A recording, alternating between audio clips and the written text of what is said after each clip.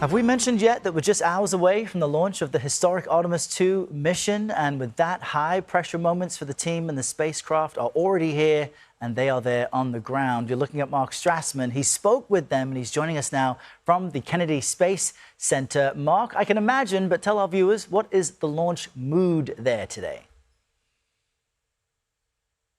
Darrell, I mean, are you ready for this moment? I mean, are you ready for this launch? For days.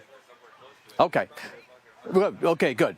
Because it's going to be a spectacular when it does happen. And here's the good news: is that NASA says that conditions are 80% favorable for launch, so optimism is high.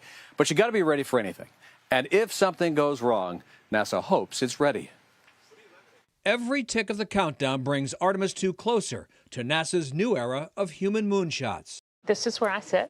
Charlie Blackwell-Thompson is the launch director here in the firing room, NASA's nerve center on launch days. This is the abort panel. For the countdown's final 5 minutes, her hand hovers over the abort button.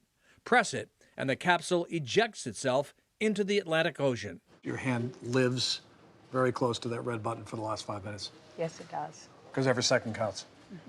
So far, NASA reports no noteworthy issues. Rocket, capsule, and crew all ready to fly. We're sending that spacecraft farther into space than ever before. NASA Administrator Jared Isaacman told us the moon's the goal, but something else matters more. Priority one, bring them home safely. Yes, sir. I would say the most important part of the mission is when they're under parachutes and splashing down safely. The second the SLS rocket lifts off, responsibility for the $1 billion spacecraft and 4 lives on board switches from Florida to Mission Control in Houston. Liftoff confirmed. Copy liftoff.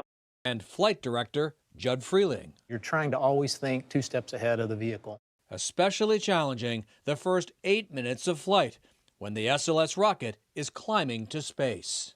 I mean, it is a huge rocket. A lot of things going on in that 8 minutes. And professionally, for those 8 minutes, this is the hot seat. Absolutely. Most important 8 minutes of your life? Absolutely.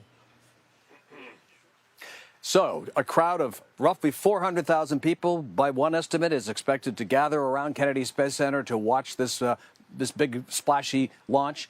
And that would be, Errol, the biggest crowd to watch one of these things since the last shuttle flight 15 years ago. Yeah, and I am not surprised. You didn't hear me earlier, Mark, but I'm absolutely ready for this. I feel like I and you and we've all been ready for this for days. Thank you so much